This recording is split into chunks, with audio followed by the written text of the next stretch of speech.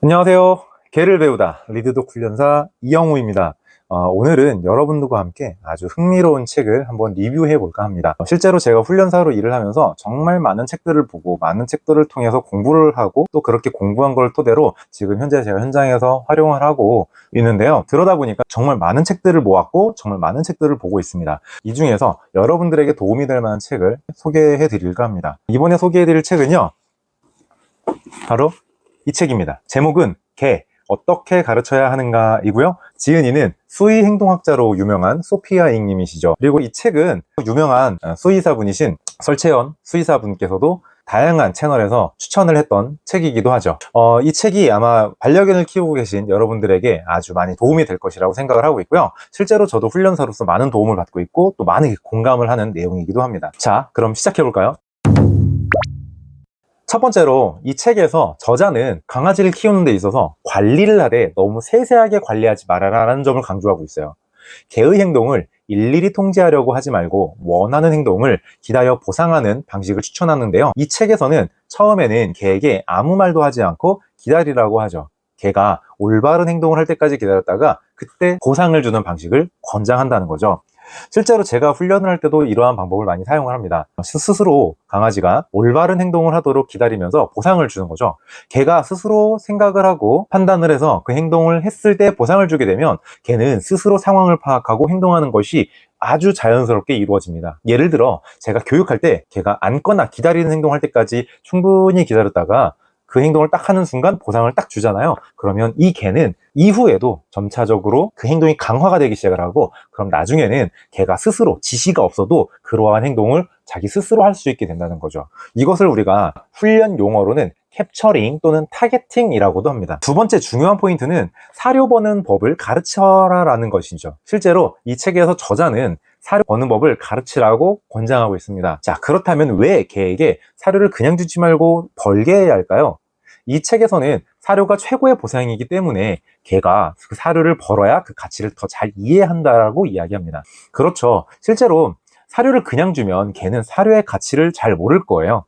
하지만 자기 스스로 그거를 벌게 된다라고 하면 그 사료에 대한 가치는 당연하게 올라갈 수밖에 없겠죠. 실제로 우리 사람도 그렇잖아요. 만약에 우리가 어떠한 일을 해서 그 일에 대한 대가로 어떠한 급여를 받는다라고 하면 당연히 그 급여에 대한 가치가 올라가겠지만, 아무런 일을 하지 않고 그냥 가만히 있는데 뭔가를 주어진다라고 하면 그때 기분은 좋겠죠. 하지만 그 자체에 대한, 그 급여 자체에 대한 가치는 떨어질 수밖에 없을 겁니다. 저도 훈련할 때 항상 사료를 보상으로 사용을 합니다. 사료를 조금씩 나눠서 주면서 개가 올바른 행동을 할 때마다 보상을 주는 거죠. 이렇게 하면 개는 이 먹이를 얻기 위해서 노력을 하게 되고, 이렇게 노력을 하게 되는 그 순간 이 훈련에 대한 효과가 훨씬 더 급상승할 수밖에 없는 거죠.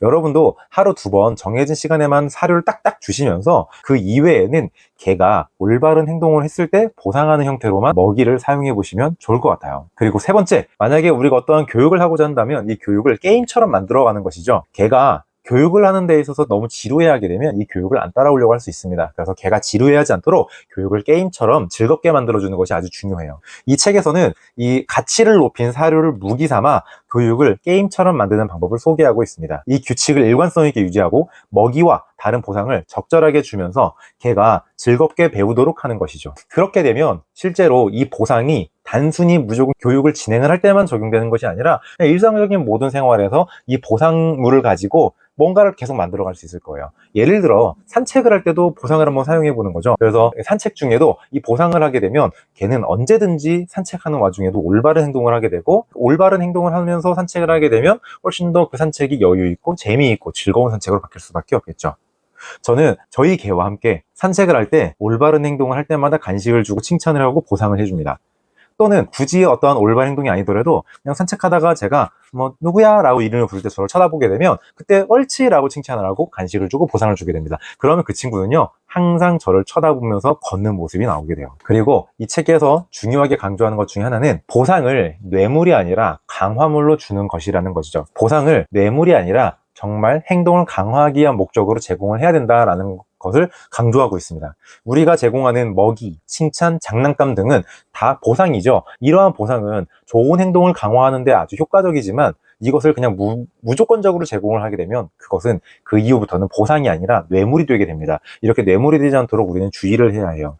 이 책에서는 행동을 얻기 위해 보상을 미리 보여주지 말고 행동한 후에 보상을 주라고 강조합니다. 개가 행동을 할 때마다 보상을 주면 그 개는 당연하게도 우리가 원하는 그 행동을 훨씬 더 계속하려고 할 수밖에 없겠죠. 제가 훈련을 할 때도 이 방법을 통해서 많이 사용을 하는데요. 개가 올바른 행동을 할 때마다 그 타이밍에 적절하게 보상을 주면서 점차적으로 그 보상의 빈도수를 줄여나가는 거죠. 이것을 우리가 간헐적 보상이라고 하게 되고, 이 간헐적 보상을 통해서 점차적으로 보상의 빈도를 줄일 때 오히려 보상에 대한 가치가 올라가게 되고, 가치가 올라가게 되면 너무나 당연하게도 이 개는 이 보상을 언제 어느 타이밍에 어떻게 받을지 모르니 훨씬 더 그 올바른 행동을 유지하려고 하게 됩니다. 그러다 보면 나중엔 내가 굳이 지금 당장 보상을 하지 않더라도 이 개는 올바른 행동을 계속 이어나가서 할 수 있게 되는 거죠. 마지막으로 교육의 목표는 개가 연습 중에만 그렇게 하는 게 아니라 일상생활 속에서 늘 그렇게 할 수 있도록 만들어 가야 됩니다.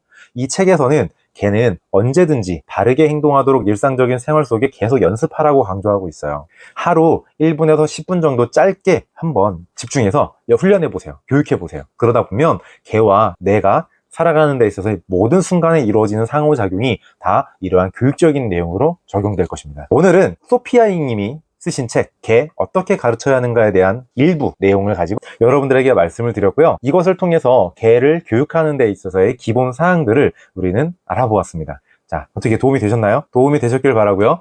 여러분들도 이 내용을 바탕삼아 개와 함께 즐겁게 살아가시고 또 즐겁게 교육하시길 바라겠습니다. 자, 그럼 저는 다음 시간에 또 만날게요. 구독과 좋아요, 알림 설정까지 잊지 마시고요. 다음에 다시 만나요. 감사합니다.